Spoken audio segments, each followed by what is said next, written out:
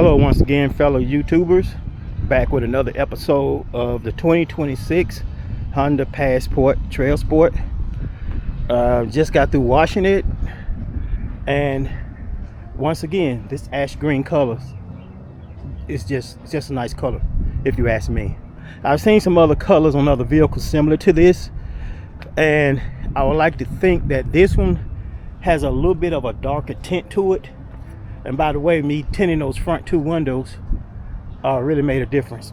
As far as upgrades, no, Nitto does not make that particular size of tire to fit this one, so I'll be sticking with these until Nitto will decide to make this size. And that will be the Nitto Recon Grappler, and which is a much quieter ride. Excuse me, y'all, it's a little windy and still dealing with this pollen. But once again, this particular vehicle in the ash green, I absolutely do like this vehicle. I do not have any dislikes or anything like that, which I've mentioned several times, and I've gotten several reviews and comments on the vehicle. There has to be something you don't like about it. No.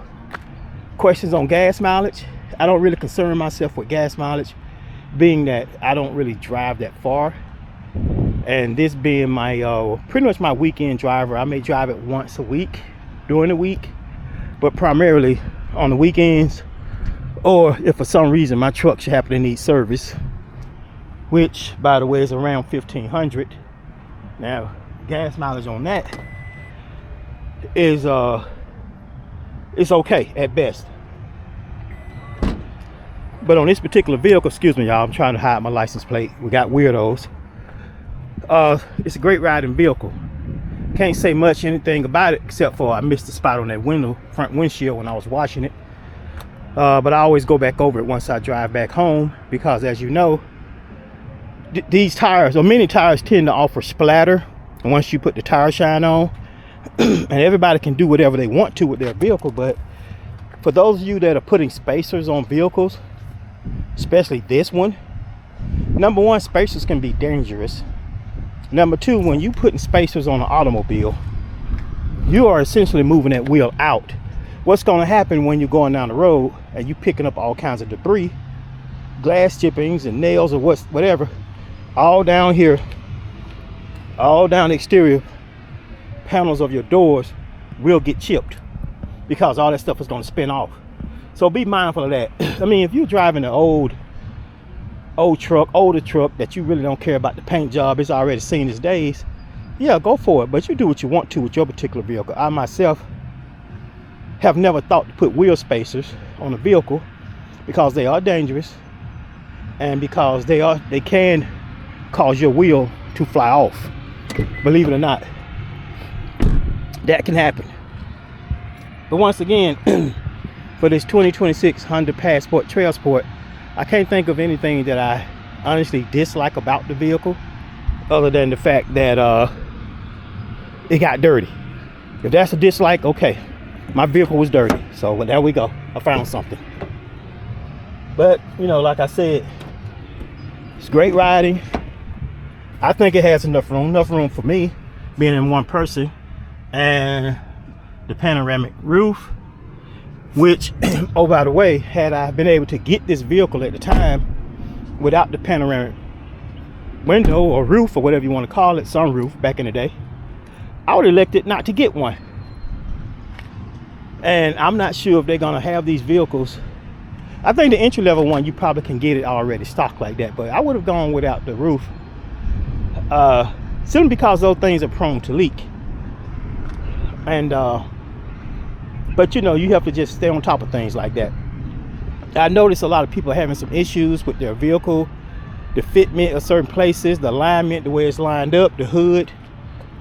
Double check your vehicle, walk around it constantly, because as you drive it, things are going to shake loose in some cases. If it's going to happen, it's going to happen within the first 1,000 miles, I believe. Which in that case, when I had the issue with my fender here, of course they fixed it for no charge. And like I said, once again, I don't have any dislikes about this vehicle. Get a good shot. And I am trying to get in the habit of using this camera more. I thought I would be doing a lot more YouTube content than I have done. I've been caught up, but I'll put a description of this camera once I post the video. If you guys are interested in getting a camera and getting a good deal on one right now, yes, I could use my cell phone, blah blah blah, we all know that. Shooting these videos with my cell phone, which shoots great quality, but it was using up a lot of my battery, and I'm the type that don't want to keep trying to charge my cell phone over and over and over again. So I put a description of this particular DJI camera. I believe it's DJI or DJI, one of them. But back to this vehicle, there are a few SUVs that you can still get with a V6 in it. That was one selling point of mine. I don't really care for i4 or this four-cylinder turbo, 3-cylinder turbo, because when those turbos go out, they are expensive, and I don't believe putting that much of a strain on a vehicle this size, because yes, it's going to be putting a strain on that motor.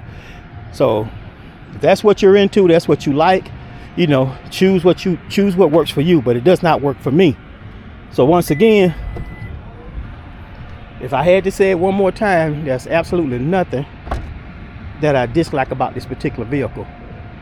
I know I got my tag in the camera shot. I'll try to do something about that. I don't think anybody's going to stalk me, but if you do, you're going to stalk me, bring cold beer or some lemonade. It's a great vehicle, rides good.